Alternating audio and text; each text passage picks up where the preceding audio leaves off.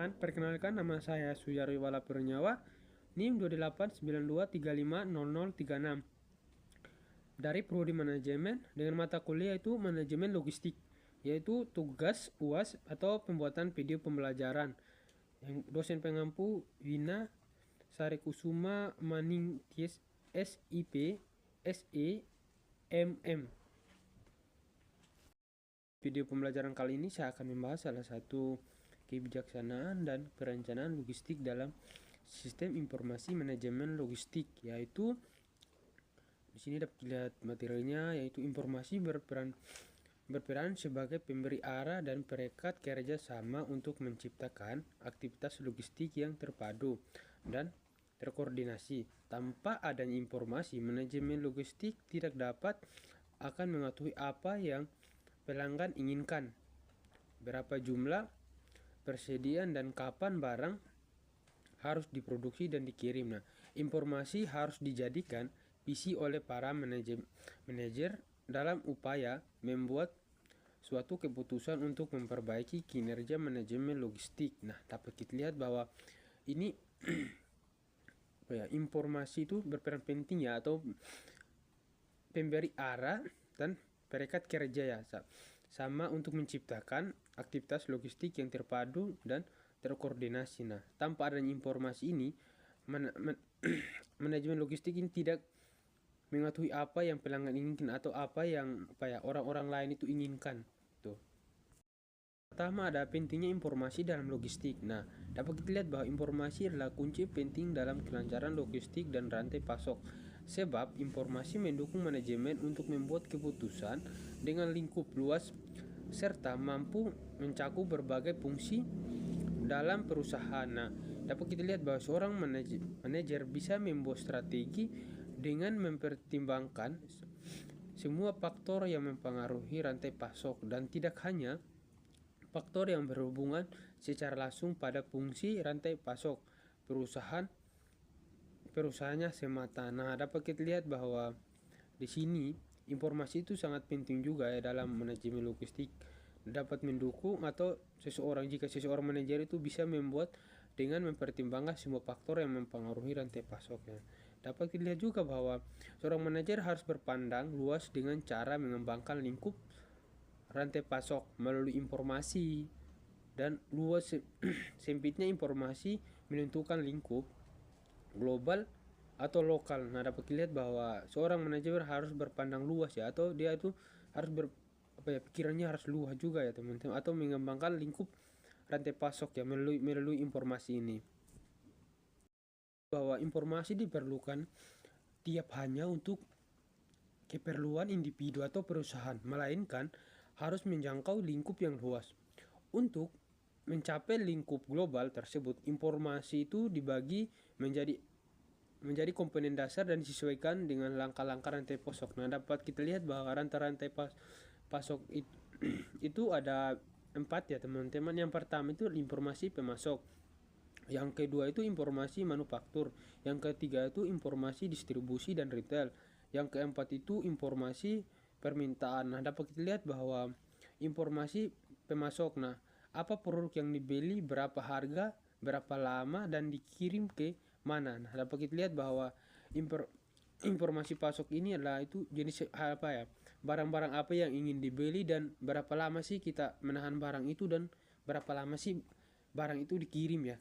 Dan ini ada informasi manufaktur, produk apa yang bisa dibuat dan berapa jumlahnya. Nah, dapat kita lihat bahwa kalau informasi manufaktur itu dia menjelaskan bahwa produk-produk apa sih yang ingin kita buat sendiri dan berapa sih jumlah produk yang ingin kita buat begitu. Nah, yang ketiga itu informasi distribusi dan retail, apa produk yang harus diangkut dan kemana dan berapa jumlah dengan modal apa dan berapa harganya, berapa yang disimpan dan setiap tempat dan berapa lamanya. Dapat kita lihat bahwa produk apa sih yang harus kita jual atau yang kita angkut ya, dan kita itu mengetahuinya kemana dan jumlahnya itu berapa, dan juga kita harus menyesuaikan dengan harga ya di sini dan di setiap tempat dan beberapa lama ya teman-teman. Nah, di sini ada informasi permintaan, siapa pembeli, berapa harga, dan dari mana berapa jumlah informasi permintaan meliputi perlamalan dan informasi permintaan distribusi ya teman-teman.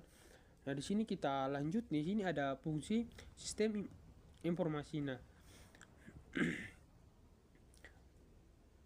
Cropper dan Mike Hill pada tahun 2013 menyatakan bahwa penggunaan sistem teknologi informasi untuk menangkap dan menganalisis informasi memiliki dampak nyata terhadap kinerja perusahaan. Nah, jika informasi permintaan pelanggan sebut perusahaan tidak dipakai untuk mengatur jadwal produksi dan tingkat persediaan, maka dalam mengatur penjadwalan dan tingkat produksi tidak berdasarkan informasi yang akurat, tapi dilakukan secara buta ya teman-teman. Nah dapat dilihat bahwa Kopra dan Mitchell menyatakan bahwa penggunaan sistem teknologi informasi untuk menangkap dan menganalisis informasi memiliki dampak nyata ya. Dapat kita lihat bahwa dia itu menurut kedua penemu ini dia menyatakan bahwa sistem teknologi ini sangat penting ya, atau dapat kita menganalisis informasi yang berdampak nyata ya teman-teman. Dapat kita lihat menurut pendapat dari kedua tadi tersebut ada beberapa karakteristik berikut ya. Yang pertama itu informasi yang akurat, yang kedua itu informasi harus bisa diakses setiap saat. Nah informasi harus tepat dan informasi harus dibagi. Nah dapat kita lihat bahwa untuk informasi harus akurat itu, tanpa informasi yang jelas sulit untuk mengambil keputusan yang baik. Nah dapat kita lihat bahwa dengan tampaknya ada informasi yang sangat-sangat yang sangat-sangat betul-betul terjadi itu, dapat kita mengambil keputusan yang baik. Nah dapat kita lihat bahwa tanpa informasi yang jelas kita sulit mengambil keputusan ya teman-teman. Yang kedua itu informasi harus bisa diakses setiap saat. Nah informasi yang akurat diperlukan tapi harus di saat yang tepat. Jika informasi out of date, data dinyatakan bahwa perusahaan tidak mampu mengakses informasi. Nah yang ketiga itu informasi harus tetap. Pengambilan keputusan memerlukan informasi yang bisa digunakan. Informasi yang tepat didapat dari pencatatan data yang tepat. Nah informasi harus dibagi. Nah sebuah rantai pasok dapat efektif jika semua pemangku kepentingan berbagi pandangan tentang informasi yang mereka gunakan untuk membuat keputusan bisnis. Tiga fungsi dari sistem informasi, yaitu yang pertama itu menyediakan informasi yang valid dan efisien. Yang kedua itu mendukung proses bisnis dan tujuan organisasi. Yang ketiga itu mengefisiensi proses. Nah dapat kita lihat bahwa yang pertama itu menyediakan informasi yang valid dan efisien. Nah ada di sini dia ada tiga juga ya. Yang pertama itu menyediakan data dan informasi. Yang kedua itu dengan menyediakan GPS mampu menyediakan informasi tentang lokasi yang harus dikirim. Nah yang ketiga itu mendukung kegiatan pengundang seperti, nah di sini lagi dibagi beberapa ya teman-teman. Nah yang keempat itu menyediakan informasi identitas pengirim dan penerima barang untuk mengecek pengiriman barang-barang terlarang. Nah dapat kita lihat di sini juga teman-teman. Yang kedua itu ada mendukung proses bisnis dan tujuan organisasi.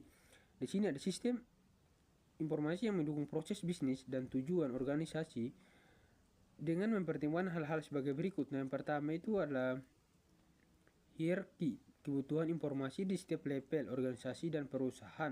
Yang ketiga jangka waktu penyediaan laporan informasi. Yang ketiga itu kemudian perawatan sistem dan teknologi informasi. Nah di sini dapat dilihat juga di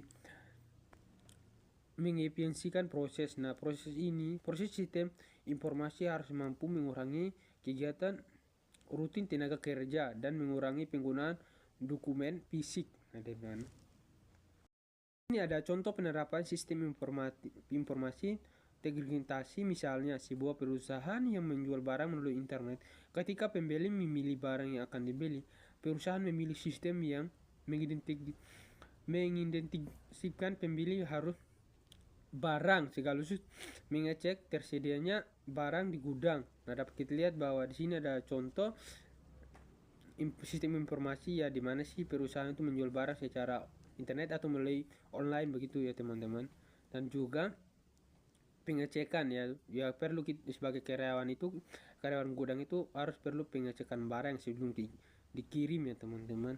Dari sini juga dia menjelaskan juga bahwa karyawan bagian pengundang akan mengambil hak barang tersebut dan dikirim ke alamat konsumen. Nah, dapat dilihat bahwa karyawan juga sangat penting ya teman-teman. Dia bisa mengirim barang ke tempat tujuan atau ke tempat alamat konsumen yang membeli barang itu secara online. Nah, jumlah barang tersisa di gudang akan diperbarui secara otomatis dan dilakukan secara tepat waktu ya teman-teman. Ada informasi digunakan ketika membuat berbagai keputusan tentang pemicu rantai pasok seperti berikut. Yang pertama itu adalah fasilitas. Nah, menentukan lokasi, kapasitas, dan jadwal kebutuhan informasi. Fasilitas dapat melakukan antara efisiensi dengan fleksibilitas permintaan, naik nilai tukar penjual dan lain-lain. Nah, dapat dilihat bahwa lokasi ini fasilitas menentukan lokasi kapasitas ya teman-teman. Yang kedua itu persediaan, menentukan kebijakan persediaan optimum memerlukan informasi meliputi informasi pola permintaan, ongkos simpan dan ongkos kekurangan. Nah, persediaan dan ongkos pesan. Nah, dapat kita lihat bahwa di sini juga menentukan kebijakan itu seperti apa atau persediaan optimum memerlukan informasi. Yang ketiga itu transportasi. Nah, transportasi itu adalah untuk membuat keputusan yang baik tentang jaringan transportasi ya, rute atau moda pengiriman dan para pemasok ya teman-teman. Yang keempat itu adalah pencari sumber. Nah, informasi yang tentang margin produk, harga, mutu dan lain-lain. Nah, semua hal yang diperlukan untuk memutuskan pencairan pasok ke teman-teman. Nah, dapat kita lihat di sini ada fasilitas, contohnya tadi itu perusahaan yang manufaktur A itu memerlukan supermarket B yang memiliki banyak toko ya teman-teman. Di sini pilih contohnya itu. Yang kedua contoh itu yang persediaan. Nah, supermarket B mengumpulkan data permintaan ricin ya teman-teman. Yang tiga itu transportasi. Contohnya itu manufaktur B memasok ke beberapa supermarket yang jumlah lokal ya teman-teman. Yang kelima itu adalah penentuan harga dan manajemen pendapat. Nah, dapat kita lihat bahwa untuk mendapatkan kebijakan harga memerlukan informasi permintaan volume dan segmen pelanggan yang tersedia untuk membayar dan isu-isu pemasok lainnya ya teman-teman, seperti margin produk. Kerangka kerja teknologi informasi rantai pasok. Nah, sistem TI atau teknologi informasi digunakan untuk transaksi data dalam rangka perbaiki kinerja rantai pasok secara positif. Nah, sistem teknologi informasi dikembangkan untuk melakukan analisis sehingga mampu memutuskan untuk membuka pusat-pusat distribusi baru dan menentukan kebijakan stop item-item pada pusat distribusi tersebut. Nah, bahwa di sini kerja teknologi informasi rantai pasok sangat penting ya teman-teman dalam transaksi data dalam memperbaiki kinerja di suatu perusahaan untuk dan melakukan analisis hingga memutuskan membuka pusat-pusat distribusi ya teman-teman. Dapat kita lihat bahwa ini sangat penting juga teman-teman, dapat membantu kita dalam membuat atau membuka pusat-pusat lagi distribusi ya teman atau kebijakan ya teman-teman. Di sini ada bentuk perangkat lunak yang merupakan landasan sistem TI atau teknik informasi rantai pasok seperti SAP dan Oracle, dua pemain utama dari sistem perangkat lunak perusahaan ya teman-teman.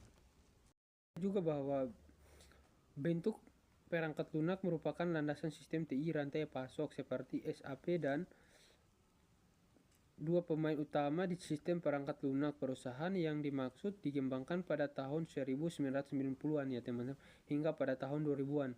Pada awal abad 21 semakin berkembang dan mengalami konsolidasi yang signifikan dan evaluasi TI rantai pasok dilihat dalam konteks proses makro. Nah, berdasarkan sudut pandang perusahaan, semua proses dalam rantai pasok dapat dikategorikan terhadap tiga area utama yaitu proses berfokus pada hilir, proses berfokus pada internal, dan proses berfokus pada hulu. Nah, klarifikasi ini mengadakan 3 proses rantai pasok makro sebagai berikut ya teman-teman. Manajemen hubungan pelanggan. Nah, dapat kita lihat proses yang berfokus pada integrasi hilir yaitu antara perusahaan dengan pelanggan. Nah, dapat kita lihat bahwa ini yang pertama itu menjalin hubungan dengan pelanggannya kita teman-teman, supaya pelanggannya kita tetap aman atau yang baik itu ya kita harus berkomunikasi dengan baik atau memberikan yang terbaik kepada pelanggan kita. Yang kedua itu manajemen rantai pasok Intel. Nah, adalah berproses yang berfokus pada operasional internal dalam perusahaan perangkat lunak. Teman-teman dapat dilihat bahwa ini sangat penting juga untuk proses-proses berfokus pada operasional internal ya teman-teman. Yang ketiga itu manajemen hubungan pemasok. Nah, dapat dilihat bahwa adalah proses yang berfokus pada interaksi hulu yaitu antara perusahaan dan pemasok ya teman-teman. Dapat dilihat juga ini jalan hubungan juga ya teman-teman di perusahaan dan satu pemasoknya teman-teman. Ini ada manajemen hubungan pelanggan. Manajemen hubungan pelanggan adalah sebuah sistem informasi terpadu yang berguna untuk melakukan fungsi manajemen yang terdiri dari kegiatan perencanaan, penjadwalan, dan pengendalian aktivitas penjualan dan pasca penjualan dalam organisasi bisnis. Sasaran dari proses makro CRM adalah membangkit permintaan pelanggan dan memfasilitasi penyebaran dan pelecehan pesanan. Nah, kelemahan proses ini adalah sering terjadi permintaan yang hilang dan kurang pengalaman dalam pelanggan karena pesanan tidak diproses dan dieksekusi secara efektif. Nah, di sini ada beberapa proses-proses kunci CRM ya. Nah, kita lihat bahwa ini juga manajemen hubungan pelanggan dan teman-teman. Dapat kita lihat juga bahwa kadang kelemahannya ini adalah sering terjadi permintaan yang hilang atau kurangnya berpengalaman dalam pelanggan ya teman-teman. Nah, di sini kita lihat juga yang dan kurangnya proses eksekusi dan efektif. Ini ada pemasaran. Nah, proses pemasaran melibatkan keputusan mengenai pelanggan. Sasaran bagaimana sih menargetkan pelanggan? Produk apa yang harus ditawarkan dan bagaimana menentukan harga pokok dan bagaimana mengelola kampanye untuk pelanggan sasaran ya teman-teman. Yang kedua itu menjual. Sistem TI yang baik mendukung otomatis kekuatan penjualan, konfigurasi dan untuk memperbaiki proses penjualan. Yang ketiga itu manajemen pemasaran. Proses pengelola pesanan dapat dinyatakan sebagai aliran proses dan dalam perusahaan yang mulai dari pelanggan melakukan pesanan masuk ke bagian permintaan pesanan. Yang keempat itu pengambilan atau pusat pelayanan. Pengambilan atau pusat pelayanan adalah titik kontak utama antara perusahaan dengan para pelanggan ya teman-teman. Dapat dilihat juga bahwa perencanaan ini merencanakan produk apa sih yang harus kita tawarkan atau produk apa sih yang harus kita jualkan ya teman-teman. Kalau menjual itu penjualan untuk personalis untuk memperbaiki proses penjualan ya teman-teman. Dapat dilihat juga manajemen pemasaran, yaitu dinyatakan sebagai aliran proses dalam perusahaan mulai dari pelanggan melakukan pemesanan. Nah, dapat dilihat kalau jika pelanggan ingin menginginkan sesuatu dia melalui pesanan ke perusahaan kita. Lanjut, ada target utama CRM adalah meningkatkan pertumbuhan perusahaan, baik pertumbuhan dalam kemampuan memperoleh laba maupun pertumbuhan penjualan. CRM adalah sebuah perangkat lunak yang terjadi pada antara kepentingan perusahaan dengan pelanggannya. Untuk itu, CRM dirancang untuk menjadi metode dan teknologi yang digunakan perusahaan untuk mengelola hubungan mereka dengan pelanggannya. Dapat dilihat juga bahwa di sini sangat penting ya teman-teman. Target utama itu CRM adalah meningkatkan pertumbuhan perusahaan ya. Dapat dilihat bahwa targetnya itu meningkatkan perusahaan sih menjadi lebih baik, perusahaan itu menjadi lebih bagus lagi dan disukai banyak pelanggan ya. Terutama itu yaitu caranya menjual barang-barang yang disukai oleh pelanggan kita atau yang disukai oleh masyarakat setempat dan juga atau masyarakat dari luar juga bisa ya. Sangat pentingnya dengan menggunakan teknologi ya yang ada ya, dapat kita mempromosikan barang bisa secara langsung, bisa kita secara melalui WhatsApp, melalui IG, melalui TikTok, melalui Instagram ya teman-teman di sini ya. Simpulkan teman, informasi merupakan aset yang sangat berharga dalam logistik modern. Penggunaan teknologi informasi yang tepat dapat secara signifikan peningkatan efisiensi, efektivitas dan daya saing perusahaan dalam industri logistik yang kompetitif. Perusahaan yang mampu memanfaatkan informasi secara efektif dan memiliki keunggulan kompetitif yang signifikan. Nah, dapat lihat bahwa informasi merupakan aset yang berharga dalam suatu logistik modern sekarang teman-teman. Dengan adanya teknologi ini dapat kita berkomunikasi atau dapat kita menjual barang melalui media-media sosial teman-teman. Ya, terima kasih. Terima kasih dari video pembelajaran saya. Mohon maaf jika ada kosakata yang salah atau pengucapan yang kurang jelas atau penyampaian materinya kurang bagus, mohon dimaafkan. Ya, sampai jumpa di video selanjutnya teman-teman. Dadah.